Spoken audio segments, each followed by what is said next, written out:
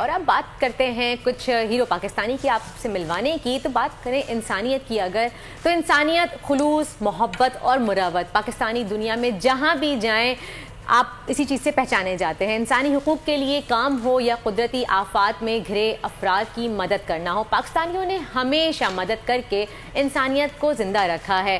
ایسے ہی آج ہم اپنے سیگمنٹ ہیرو پاکستانی میں ایک خواجہ سرا کو مہمان بنا رہے ہیں. جو پاکستانی خواجہ سرا نایاب علی ان کا نام ہے اور انہوں نے ایک اور عالمی ایوارڈ اپنے نام کر لیا ہے. امریکی تنظیم دی جراف ہیرو پروجیکٹ نے پاکستان کی عالمی شہرت یافتہ خواجہ سرا نایاب علی کو ہیومن رائٹس کے ایوارڈ سے نوازا ہے. آج یہ ہمارے شو کا حصہ ہیں. ان کو ویلکم کہیں گے اپنے شو میں، ان کو جانیں گے. السلام علیکم نایاب علی اینڈ ویلکم ٹو دنیا بول ہے. وعلیکم السلام، بہت شکریہ مجھے انوائٹ کرنے کے لیے. تھینک یو سو مچ، آپ نے ہمیں اپنا قیمتی وقت دیا. نایاب یہ بتائیے گا کہ جس طرح سے خواجہ سراؤں کی رائٹس کے لیے آپ کام کر رہی ہیں، کس طرح سے آپ کو انسپریشن ملی یا کس چیز نے آپ کو اس چیز کے کہا کہ بھائی آپ خواجہ سراؤں کے ہیومن رائٹس کے لیے کام کریں کہ ان کے اوپر کوئی آواز نہیں اٹھاتا؟ موٹیویشن کیسے ملی؟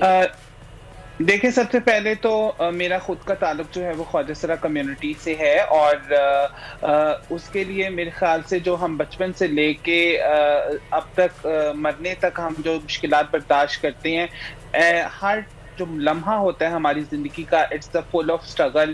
اور اس سے جو ہے وہ دو چیزیں ہوتی ہیں جب آپ کسی مشکلات سے گزرتے ہیں. یا تو آپ اپنی ہمت اس کو ہار دیتے ہیں اور کمپرومائز سچویشن کے ساتھ کر لیتے ہیں، یا پھر آپ سیویئر بن کے اور ان ساری چیزوں سے اوور کم کر کے آپ وکٹم نہیں، آپ سروائیور بنتے ہیں اور پھر سروائیور کے بعد آپ سیویئر بنتے ہیں. تو میری لائف سٹوری بھی یہی ہے کہ 2016 میں میرے اوپر ایسڈ اٹیک ہوا تھا اور وہ بھی اس نتیجے میں ہوا تھا کہ ایک میں اپنے خواجہ سرا ساتھی جو کہ وکٹم آف ریپ تھا، اس کی انصاف کے لیے میں بھاگی اور وہاں پہ ان لوگوں کو خلاف میں نے ایف آئی آر درج کروائی، جس کے نتیجے میں مجھے تیزاب گردی کا سامنا کرنا پڑا.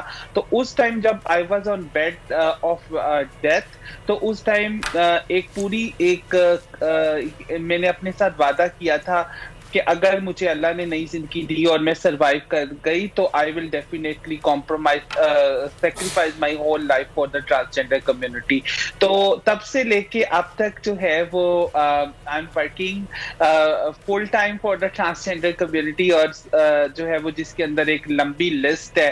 تو میرا جو ٹرننگ پوائنٹ میں کہتی ہوں اور ایک موٹیویشن اور کریج جو ہے وہ اسی ٹائم سے وہ کہہ لیں کہ ایمپلیفائی ہو گئی، کیونکہ جب خواجہ سرا میرے پاس آتے ہیں اور ان کا کام حل ہو جاتا ہے، ان کے مسئلے حل ہو جاتے ہیں، تو ان کے چہرے پہ جو خوشی ہوتی ہے نا، that is actually source of inspiration and courage for me, جو to make me courageous and motivated. صحیح نیا، ابھی تو ماشاءاللہ بہت اچھے بڑے لیول پہ کام کریں. سب سے زیادہ مشکلات کا سامنا کس جگہ کہاں کرنا پڑتا ہے آپ کو خواجہ سراؤں کے رائٹس کے لیے؟ کون سا ایسا ایک اہم ایشو ہے؟ دیکھیں، سب سے پہلے ہمارا، میں آپ کو نا 2018 میں آپ کو لے کے چلوں گی. 2018 میں جب ہم لیجسلیشن کے اوپر کام کر رہے تھے 2017 2018 میں، تو سب سے پہلا تو ہمیں اگر کسی پارلیمنٹیرین سے، پولیٹیشین سے بھی اگر 1 گھنٹے کا ٹائم ملتا تھا تو اس میں 55 منٹس ہم ان کو یہ سمجھانے کے لیے لگا دیتے تھے اچھا ٹرانسجینڈر یہ ہوتا ہے اور لائک ہم نے جو ہے وہ اس کی ڈیفینیشن کیسے انکلوڈ کرنی ہے. تو اصل میں معاشرے نے، اور 5 منٹ ہمیں اپنی بات کرنے کے لیے ملتے تھے، تو معاشرے نے سٹیگمٹائز جو ٹرانسجینڈر کمیونٹی کو کیا ہوا ہے، اس کی وجہ سے سب سے بڑا جو چیلنج مجھے لگتا ہے دیٹ از معاشرے کا رویہ اینڈ معاشرے کی سوچ، اور اسی پہ ہمیں زیادہ محنت کرنی پڑتی ہے. دا تھنگ از، دیکھیں، پالیسی ڈرافٹنگ، لیجسلیٹو ڈرافٹنگ، پھر جو ہے وہ آپ کہہ لیں کہ کوئی نوٹیفیکیشن کروانا یا کوئی چیزوں کو لکھنا، that is not a big deal. Because as per Constitution of Pakistan, it is our right and responsibility of the state. مسئلہ یہ ہوتا ہے کہ اس جگہ پہ جو لوگ بیٹھے ہوئے ہیں، to make them ان کو کنونس کرنا، ان کو اس چیز کے اوپر لے کے آنا، تو وہ دیٹ از ڈیفیکلٹ. میں اکثر ایک بات کرتی ہوں کہ اصل میں یہ جو آفیسرز ہوتے ہیں تو یہ بھی اسی معاشرے سے اٹھ کے آتے ہیں جو معاشرہ خواجہ سراؤں کو ایکسیپٹ نہیں کرتا، डोरेमोन और स्पाइडरमैन के बारे में हम अपने बच्चे को बता देते हैं, लेकिन वी नेवर टेल अबाउट के बारे में बात नहीं करते। नायाब, ये बताइए कि आप पूरी दुनिया घूमी हैं, वर्ल्ड वाइड आप हर जगह गई हैं, बाहर ममालिक में ख्वाजा सराओं के लिए ऐसे कौन से राइट्स हैं जो हमारे यहाँ पाकिस्तान में नहीं है, यहाँ पे इनको राइट्स नहीं दिए जाते? वहाँ पे जो लोग इतनी अच्छी जिंदगी गुजार रहे होते हैं, वहाँ इतनी प्रॉब्लम फेस नहीं करनी पड़ती है ख्वाजा सराओं को जितनी पाकिस्तान में करनी पड़ती है।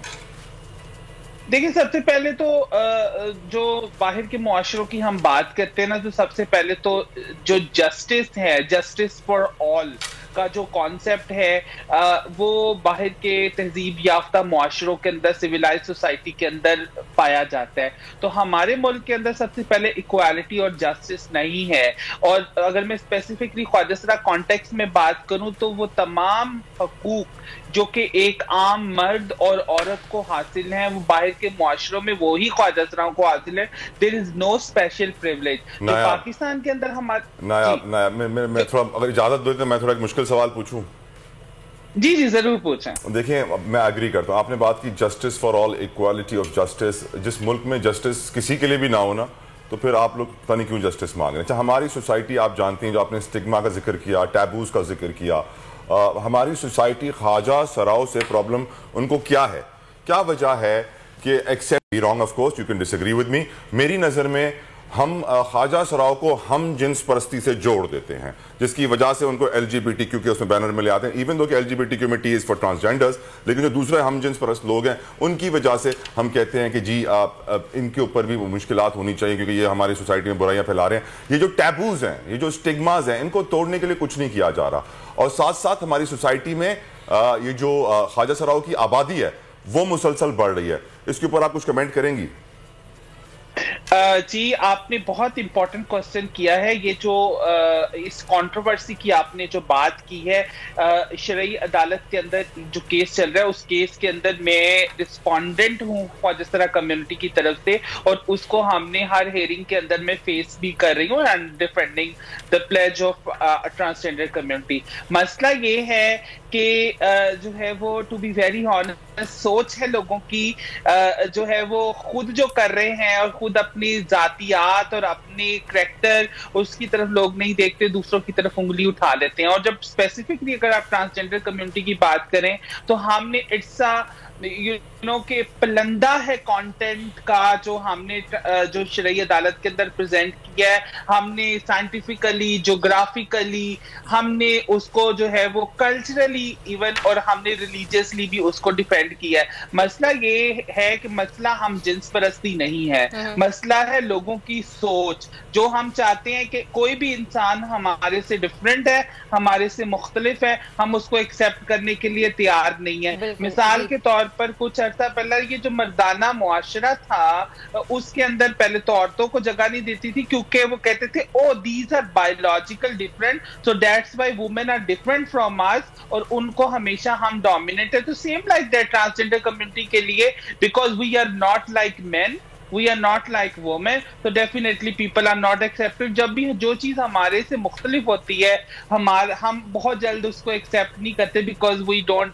अल्लाह ने जो डाइवर्सिटी पैदा की है ना, वो खूबसूरती के लिए पैदा की है इस कायनात की, और हर इंसान का अपना अपना रोल है।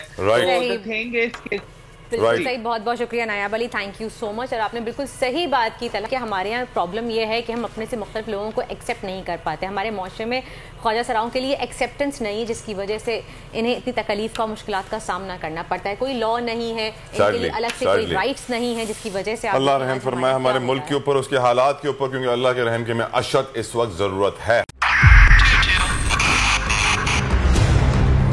2022 बहुत सारे तोहफे भी देके गया पाकिस्तान की आवाम को। पाकिस्तान की आवाम को एक तोहफा ये दिया कि आवाम को पता चल गया कि पाकिस्तान का मीडिया क्या है। साल 2022 में सबसे ज्यादा देखे जाने वाला चैनल बोल्ड न्यूज रहा नंबर 1। हमने बहुत सारे शोज और ट्रांसमिशंस की, पूरा साल मुसलसल जदोजहद में निकल गया कि ये वोट ऑफ कॉन्फिडेंस के पीछे कौन लोग थे।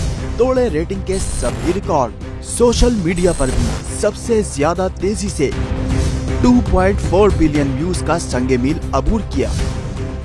एंकर्स को भी आवाम में सबसे ज्यादा मकबूलियत मिली, और सोशल मीडिया पर भी बोल रहा सब पर भारी। सब्सक्राइब करें और बेल दबाएं ताकि कोई खबर रह न जाए।